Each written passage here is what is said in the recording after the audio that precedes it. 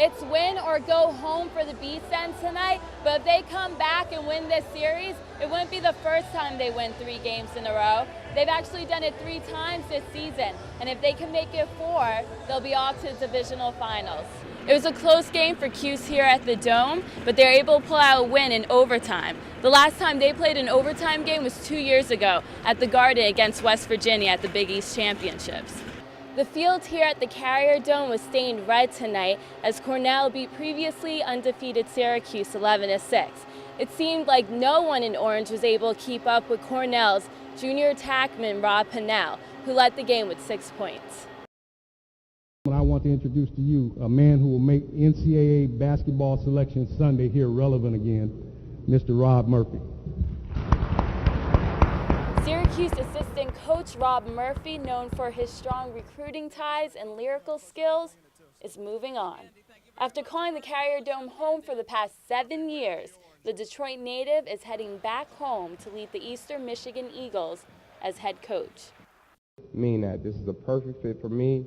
I'm back home, I'm in Michigan, and I'm here to stay. Murphy will have his work cut out for him. He inherits the Eagles after a 9-22 season, and while he wants his Eagles to get up and down the floor, he says he's not bringing everything over from his former school.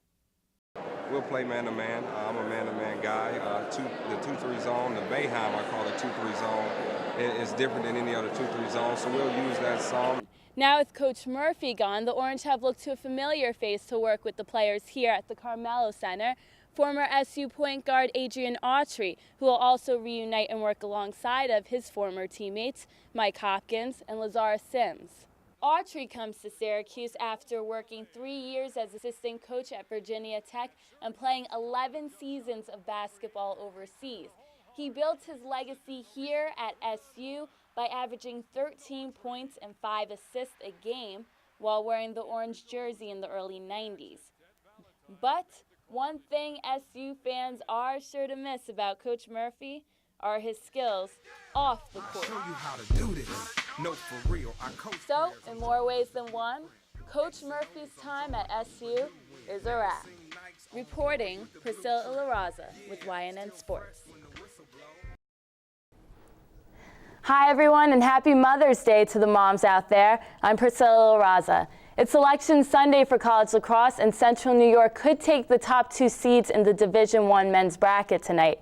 Syracuse locked up the top seed on Saturday, and thanks to Notre Dame losing on Friday, Cornell has a chance to clinch the number 2 seed by beating Harvard in the Ivy League tournament tonight. I'm Priscilla-Marie with WRCR News. The Patrick Farm housing development will be up for debate again this Wednesday, and East Ramapo made their deadline on Wednesday to submit a plan. Both the town of Ramapo and New Square have approved the transfer of about 7 acres of unincorporated Ramapo to the village. Governor Cuomo's proposal to tie in the state's gun laws late Monday passed in the Senate. Now it's on to the Rockland legislature adopted 3 resolutions in response to a Journal News article that released the names and addresses of pistol permit holders. And a New Jersey man whose hot dog truck in Orangeburg was stolen 3 years ago can finally find some closure. On Wednesday, Orangetown police informed Fred Martucci that his 10-foot-long, 7-foot-wide stainless steel trailer was actually a part of a 4-year federal investigation. Finally, the Boulders win a game after losing 13 consecutive games. Brackle led. The Raiders held the Patriots to just 77 yards of total offense in the game. Brandon Respress, and many should recognize this name. He is the twin of Justin Respress, the teen who fell down the ventilation shaft in Stony Point and broke his lower leg. Well, his brother Brandon set up Nick Cannell's touchdown with a 67-yard punt return. In the second, adding to the lead, Alvino with a run-scoring single. Valencia goes on with an RBI base hit, pushing the lead to 3. Varsity football rundown for Week 4 in the highly anticipated North Rockland-New Rochelle game.